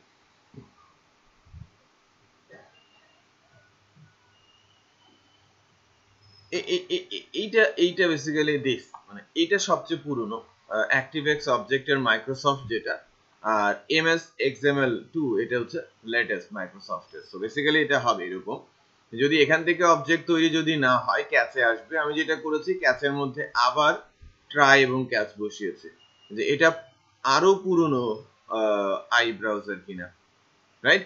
যদি আই ব্রাউজার হয় অবজেক্ট তৈরি হবে, আর যদি না হয় তাহলে আবার ক্যাচে যাব, আবার ট্রাই ক্যাচ করছি যে আরো পুরনো আই ব্রাউজার কিনা। যদি আই ব্রাউজার হয় অবজেক্ট তৈরি হবে, আর যদি আই ব্রাউজার না হয় XML HTTP এর মধ্যে ফলস হবে। তার মানে উপরের এই পুরো কোডটা কার জন্য আমি রেখেছি? যদি আই ব্রাউজার হয় তাহলে সেখান থেকে অবজেক্ট তৈরি হবে, নতুন অথবা পুরনো। আর যদি না হয় তাহলে সেখানে কোনো অবজেক্ট নেই। ক্লিয়ার? নাও এখানে এসে কি হচ্ছে, আমার যদি এই অবজেক্টের জায়গাটা ফাঁকা থাকে, নাল থাকে, ফলস থাকে, তাহলে নট বসালে কি হবে? ট্রু। আর টাইপ অফ এটা একটা কিওয়ার্ড, XML HTTP রিকোয়েস্ট। যদি ব্রাউজারে এ ধরনের কোনো ক্লাস খুঁজে পায় সে বলবে function, function not equal undefined, true হবে, আর এখান থেকে একটা অবজেক্ট ক্রিয়েট হয়ে যাবে। তার মানে আই ব্রাউজার না হয়ে যদি অন্য যে কোনো ব্রাউজার হয় তাহলে এই স্টেটমেন্ট ট্রু হবে এবং ভেতর থেকে একটা অবজেক্ট ক্রিয়েট হবে। এইটুকুই হচ্ছে মূল প্রতিপাদ্য বিষয়। বাট আপনি যদি উপরের কোনো কিছু না বুঝেন এবং এই এক লাইন নিয়ে আপনি ভেতরের ফাংশনের কাজটা করা শুরু করেন তাহলে কিন্তু কোনো প্রবলেম নেই। আমি 98% কে কভার করতে পারছি, কারণ এখনকার দিনে ক্লায়েন্টরা আই ব্রাউজার নিয়ে মাথা থামায় না। ওকে, আরেকটা বিষয় আছে যে সকল ব্রাউজার সাপোর্ট করবে। যে করি একটা লাইব্রেরি আছে অনলোড, যে করি অনলোডের যে অ্যাজাক্স ফাংশনালিটিস গুলো আছে ইউজ করলে সেখানেও কাজ করবে। তার মানে আপনি যে করি দিয়ে অ্যাজাক্স এর কাজ করতে পারেন, বাট ওখানকার টোটাল কন্ট্রোল আপনার থাকবে না ওই ফাংশনালিটির উপরে। আপনি যদি টোটাল কন্ট্রোল নিতে চান তাহলে নিজে থেকে অ্যাজাক্স লিখেন। এই এক্সাম্পলটা আমি কিভাবে টানছি একটু দেখেন, বা কিভাবে রান করাচ্ছি।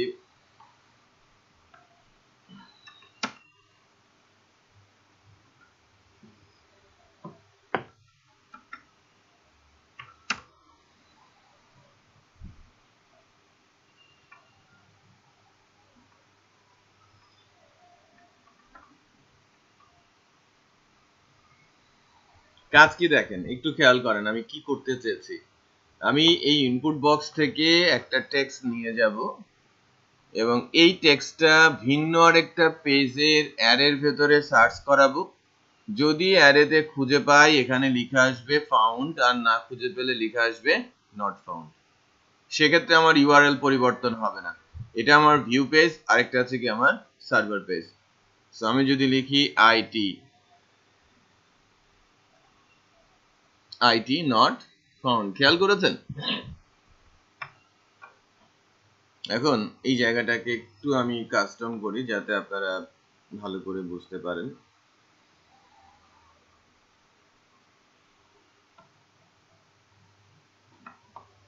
এটাকে আমি অফ করে দিয়ে রাখি।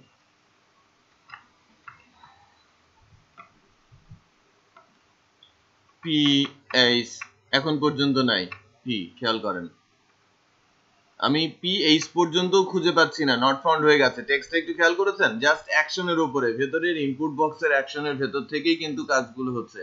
আমি ক্লিক করছি না, আমি ফর্ম সাবমিট করছি না, বাট ইনস্ট্রাকশন গুলো চলে যাচ্ছে এবং অ্যান্সার এক্সিকিউট হচ্ছে।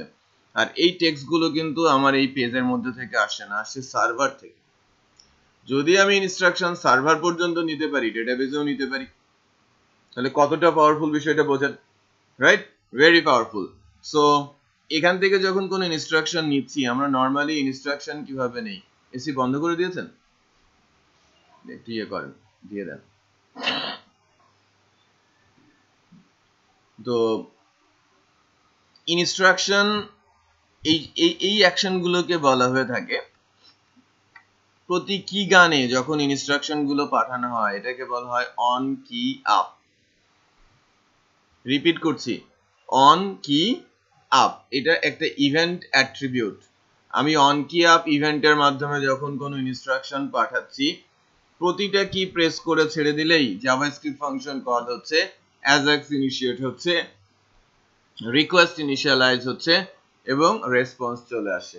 আমি যে সাইটের কথাগুলো বলছিলাম, এই চারটা বিষয় আপনাদের একটু খুব ভালো জানতে হবে আর কি। এই যে স্টেট গুলো সম্পর্কে একটু ভালো নলেজ রাখা। প্রথমত request not initialize, ready state কত? 0।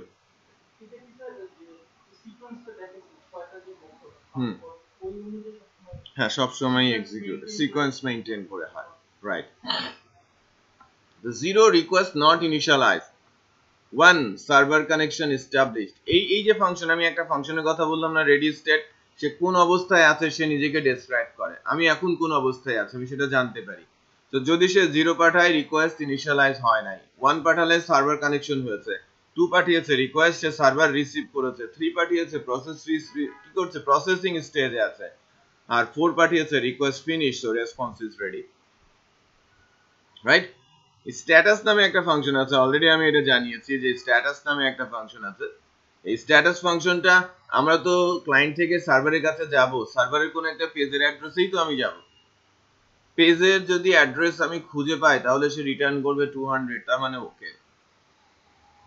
যদি ওই পেজটা রাইট প্রোটেক্টেড হয় বা রাইট কোনো কারণে অ্যাকশন করতে পারছে না, পেজটা আছে বাট কিছু করতে পারছে না, ফরবিডেন, ঢুকতে পারছে না, তখন সে রিটার্ন করবে 403। আর পেজটাকে যদি সে খুঁজে না পায় রিটার্ন করবে কি 404। আর যদি স্ট্যাটাস কখনো 500 রিটার্ন করে তাহলে ধরে নেবেন আপনার কপালে দুঃখ আছে, অ্যাবনর্মাল কেস। ওই প্রবলেম খুঁজে পেতেই আপনার দিন চলে যাবে। যে কি হলো কি প্রবলেম। হ্যাঁ, সো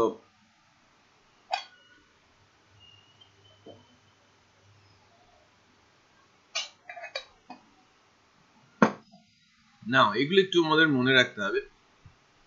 এখন বেসিক্যালি কি হচ্ছে একটু খেয়াল করেন, আমরা যে ইনপুট বক্সটা আছে শুরুতেই কি একটু খেয়াল করেন তো, আমার এক্সাম্পলটাতে আমার একটা এক্সাম্পল আছে এখানে, আমি যখন এই পেজটাতে শুরুতেই আসি একটু খেয়াল করেন, একদম ফার্স্ট টাইম এসেছে, তারপরে এখানে কি দেখাচ্ছে নট ফাউন্ড। বাট আমার এই HTML পেজে এইটুকু তো আমার HTML, এখানে কোথাও নট ফাউন্ড লিখে আছে নেই, রাইট? ইন্টারেস্টিং না? কোথাও নট ফাউন্ড লিখে না, আমি আপনাদের এটা দিয়েছি, ঠিক আছে? আচ্ছা, তো এটা বেসিক্যালি অ্যাজাক্স এর মাধ্যমে আসে সার্ভার থেকে। নট ফাউন্ড কথাটা কিভাবে আসে, অনলোড, বডির অনলোডে একটা জাভাস্ক্রিপ্ট ফাংশন কল করা হয়েছে, রাইট? ফার্স্ট প্যারামিটার ব্ল্যাঙ্ক, কিছু নেই। সেকেন্ড প্যারামিটার res, এটা বেসিক্যালি এই স্প্যানের আইডি, এটা হরাইজন্টাল লাইনটা দেখছেন না, দাগটা, তার নিচে একটা স্প্যান আছে যার আইডিটা কি res, একটু ভালো মতো বোঝেন, রাইট? দিস এই যে এখানে যেখানে নট ফাউন্ড কথাটা লেখা আসছে। তো মেক রিকোয়েস্ট ফাংশনটাতে আমরা একটু যাই, এই গিভেন টেক্সটের মধ্যে কি আছে ব্ল্যাঙ্ক ভ্যালু, তাই তো? আর অবজেক্টের মধ্যে কি আছে res, নাইস।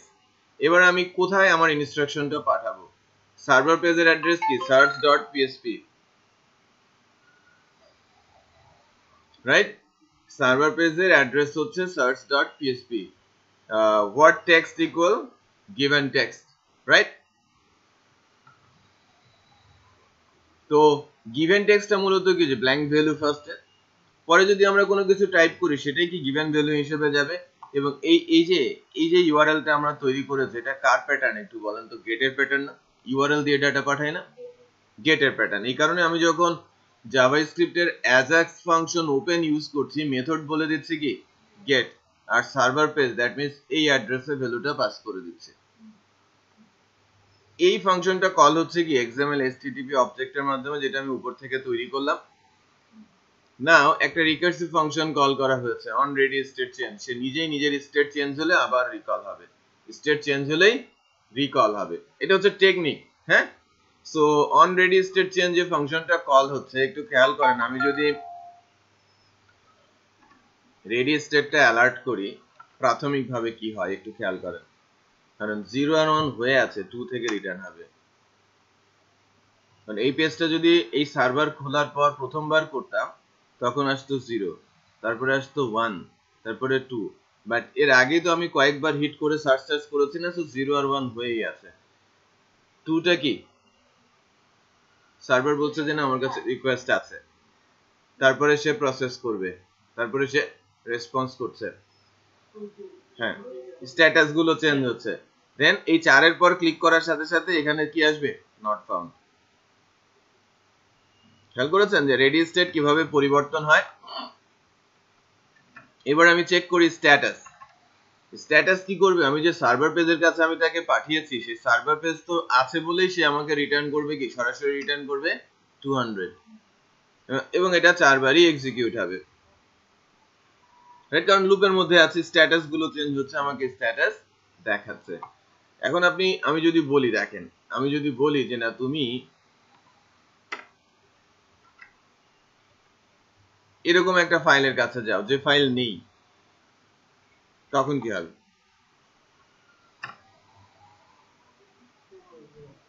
পেজ খুঁজেই পায় নাই, সে 404 আমাকে রিটার্ন করেছে, সো রেসপন্স পাওয়ার তো কোনো প্রশ্নই আসে না, রেসপন্সও পায় নাই, ক্লিয়ার? এখন যদি এরকম কিছু হয় যে রেডি স্টেট 4 এবং স্ট্যাটাস 200, দ্যাট মিন্স আমার কাজ শেষ। 4 মানে কি রেসপন্স রেডি না? আচ্ছা, তখন আমরা নরমালি যেটা করে থাকি, দেখেন এই ইফ এর মধ্যে একটা কাজ করা আছে ছোট করে, যদি বলি যে রেডি স্টেট 4 তার মানে আমার জব ডান এবং স্ট্যাটাস 200, তখন কি করা হয়েছে, এইটাকে ডোম বলে না, আমরা ডোম সম্পর্কে জানি, ডকুমেন্ট অবজেক্ট মডেল। হ্যাঁ, document object model document dot get element by ID, এটা জাভাস্ক্রিপ্টের ফাংশন। আর আইডিটার নাম কি আরইএস, ওই যে স্প্যানের একটা আইডি বললাম না আরইএস, আমাদের নিচে একটা স্প্যান আছে, এই যে স্প্যান, এই আরইএস আইডিটা আমরা কোথায় পাস করেছিলাম ফাংশন কলিং এ, এই যে অন লোডে আরইএস পাঠিয়েছিলাম, এবং এটাকে আমরা কোথা থেকে ধরেছিলাম প্যারামিটার থেকে, এই যে প্যারামিটার থেকে অবজেক্ট আইডি ধরেছিলাম, আর ওই অবজেক্ট আইডিটাকে আমি এখানে অবজেক্ট আইডিতে বসালাম dot inner HTML, inner HTML মানে দুইটা ট্যাগের মাঝখানের যে জায়গাটা, এই জায়গাটাকে, এটাকে আমরা কি বলছি ইনার এসটিএমএল। কি পুশ করবে XML HTTP dot response text. এই রেসপন্স টেক্সট এতটাই পাওয়ারফুল যে ভিউ এর মধ্যে যদি একটা পুরো ডেটাবেস কি ইকো করা থাকে পুরোটাকে নিয়ে চলে আসবে, যদি 10,000 50,000 1 কোটি রেকর্ড থেকে সবকিছুকে সে নিয়ে চলে আসবে, যদি একটা টেক্সট লেখা থাকে সেই টেক্সটটাকে সে রিটার্ন করবে। শুধু সে পারে না, যদি ওর ভেতরে জাভাস্ক্রিপ্ট থাকে সেটা আর নিয়ে আসতে পারে না।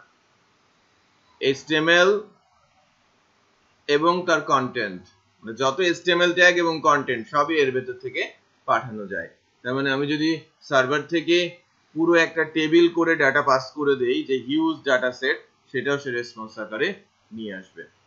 এবং ইকুয়াল বসিয়ে দেওয়ার মানে কি অ্যাসাইন হয়ে যাওয়া, সো এটা ওখানে ডিসপ্লে করছে। ক্লিয়ার? সো এই কারণেই আমরা প্রথমত পাচ্ছি। পরের বার কিভাবে পাচ্ছি একটু খেয়াল করেন। অন কি আপ, আমি বললাম না যে গিভেন টেক্সট ইনপুট বক্সের মধ্যে যখনই আমি ডাটা টাইপ করছি, এরপর তো আমি ভ্যালু পাস করতে হবে, কারণ আমি টাইপ করছি দিস ডট ভ্যালু বললে আমি যা লিখেছি সেটাই ওখানে পাস হয়ে যায়। তো এটা একটু দেখাই, দিস ডট ভ্যালু এটার কাজ কি, যে গিভেন টেক্সটটা আমি কিভাবে পাচ্ছি। এই ফার্স্ট প্যারামিটারটা আমি অ্যালার্ট করেছি জাভাস্ক্রিপ্টে, প্রাথমিকভাবে কোনো কিছু নেই, তারপরে 200 200 200 দিস। এবার আমি যদি এখানে লিখি আর কি গেছে, আর গেছে, দেন আবার টি লিখলাম, এবার আর টি গেছে। খেয়াল করছেন? তার মানে প্রতি কি গানে কিন্তু ইনস্ট্রাকশন গুলো যাচ্ছে।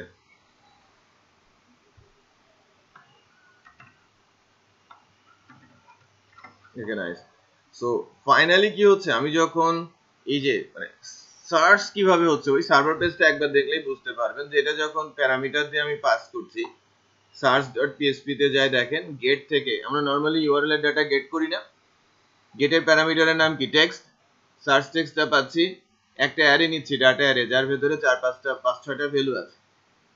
এখন আমি একটা বিল্ট ইন ফাংশন ইউজ করছি ইন অ্যারে, প্রথম প্যারামিটারটা হচ্ছে আমার ভেরিয়েবল আর সেকেন্ড প্যারামিটারটা অ্যারে।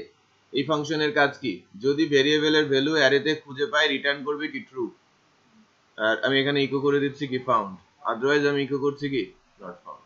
সো যদি আমি পি লিখি তখন আসছে, আর পি তো এর ভেতরে খুঁজে পাচ্ছে না, সো সে কোথায় যাচ্ছে নট ফাউন্ড।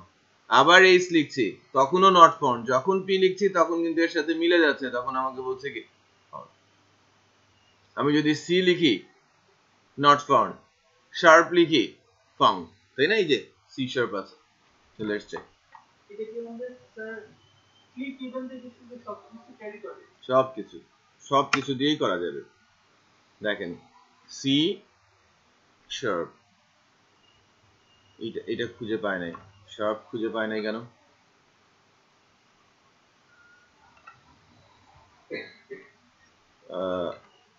Let's check. হ্যাঁ, জাভা খুঁজে পাচ্ছে, সি শার্প খুঁজে পাচ্ছে না, তার মানে এখানে কোনো গন্ডগোল আছে। সি শার্প, সি শার্প, এখানে গন্ডগোল আছে, এই নোটেশন ম্যাচ করাতে পারে না, এটা প্যারামিটার পাস করতে পারে না, রাইট? বিশেষ করে কোন ভ্যালুটা, কিছু অ্যাবনর্মাল সিম্বল আছে @of, রাইট? তারপরে হচ্ছে যে শার্প, এক্সক্লেমেটরি, এই সাইনগুলো অ্যাজাক্স পাস করতে পারে না। CNN দেখেন,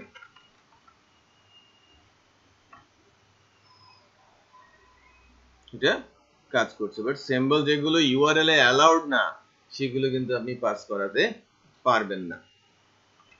আচ্ছা, এখন আরেকটা জিনিস একটু টেস্ট করেন, যে লাইক সি শার্প দিয়েই আমি রাখি, জাস্ট টেস্টিং। পোস্ট ইউজ করেছেন, রাইট? আপনি যদি এখানে পোস্ট ডাটাটা ধরতে চান, ইটস ওয়ার্কিং অর নট, একটু চেক করেন যে কোনোভাবে কাজ করে কিনা।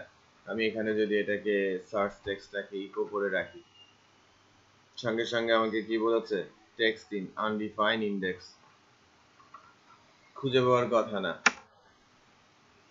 টেক্সট কি পাবে? আনডিফাইন্ড পেয়ে যাবে, কারণ কি, ওটা তো পোস্টে চলে গেছে, ইউআরএল দিয়ে যায় নাই। সো এখানে পোস্ট ইউজ করা ফিজিবল না। সো আপনাকে গেট ইউজ করতে হবে এবং গেট প্যারামিটার আকারে ভ্যালুগুলো পাস করতে হবে, এবার সেটা কাজ করবে। ক্লিয়ার? সো আজকে তো আমি জাস্ট ক্লায়েন্ট থেকে সার্ভার পর্যন্ত গিয়েছি। নেক্সট ক্লাসে আমি ক্লায়েন্ট থেকে সার্ভার হয়ে ডেটাবেসে যাব। লাইক আমি যখন কাইন্ড অফ এক্সাম্পলে আমি যাব যে ফার্স্টে যখন আসবো আমার ডেটাবেসে আগে থেকে মনে করেন 10 জন স্টুডেন্টের রেকর্ড, আপনাদের 10 জন স্টুডেন্টের রেকর্ড স্টোর করা আছে, এটা এখানে টেবুলার আকারে দেখাবে। তারপরে আমি যার নামের পার্সিয়াল অংশ দিয়ে সার্চ করব, অটোমেটিক সে সার্চ রেজাল্টে চলে আসবে, আমার পেজ সার্চিং বা আদার্স কোনো কিছু দরকার পড়বে না। আমি ভেতরকার কন্টেন্ট এডিট করে দিতে পারবো, আমি সার্চিং করতে পারবো, হ্যাঁ, আমি ডিলিট করে দিতে পারবো without any page refresh or others action, right? খুব কুইক অ্যাকশন কিভাবে হয় ক্লায়েন্টের সাথে সার্ভারে, সেটা এখান থেকে চলে আসবে।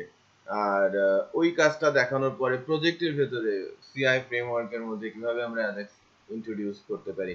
লাইক চেক আউটের সময় আমি যদি বলি রেজিস্ট্রেশন করছে ক্লায়েন্ট, কাস্টমার, তখন তার ইমেল অ্যাড্রেসটা আমরা সরাসরি সার্ভার থেকে ভ্যালিডেট করে দিতে পারি। আমি বলছিলাম যে আমরা যখন চেক আউটে যাচ্ছি, স্টিল আমাদের যে ফর্মের অবস্থা, যে এত বড় ফর্ম ফিল আপ করতে গেলেই সে বিপদে পড়বে, তারপরে ফর্ম ফিল আপ করার পর ফেরত এসে যদি আমি বলি যে তোমার ইমেল অ্যাড্রেস এক্সিস্ট, তখন সে তো এই সাইটই ব্যান করে দেবে, রাইট?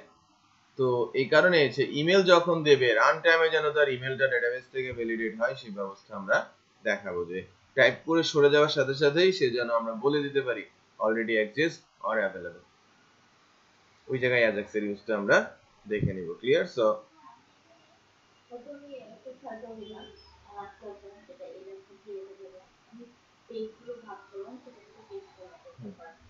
তখন আমি যেটা করবো যে এটা যখন লগ ইন করবো রেজিস্টারে চলে যাবে, সেটাও তখন এটার মধ্যে এগুলো কিছু সিস্টেম থাকবে, সে করবে ওটা জাস্ট রিভিউ নিতে থেকে বাহিরে। আবার বলেন। মানে কি একটা স্টেপ দিলাম, চারটা স্টেপ করলাম না, একটা হলো চেক আউট মেথড, সব চেক আউট মেথড সে লগ ইন করলো অথবা তার গেস্ট দিয়ে ঢুকে গেল, তখন ঢুকে যাওয়ার পর সে কিন্তু বিলিং এর শিডিউল এর চলে গেল সার্কেলে। ওইখানে যাওয়ার পর ওইগুলো বাকিগুলো যে আছে ওগুলো কিন্তু ইউনিক, সে যেতে পারবে না। ওইটা জাভাস্ক্রিপ্ট দিয়ে করতে হবে আপনাকে, জাভাস্ক্রিপ্টে jQuery দিয়ে করতে হবে।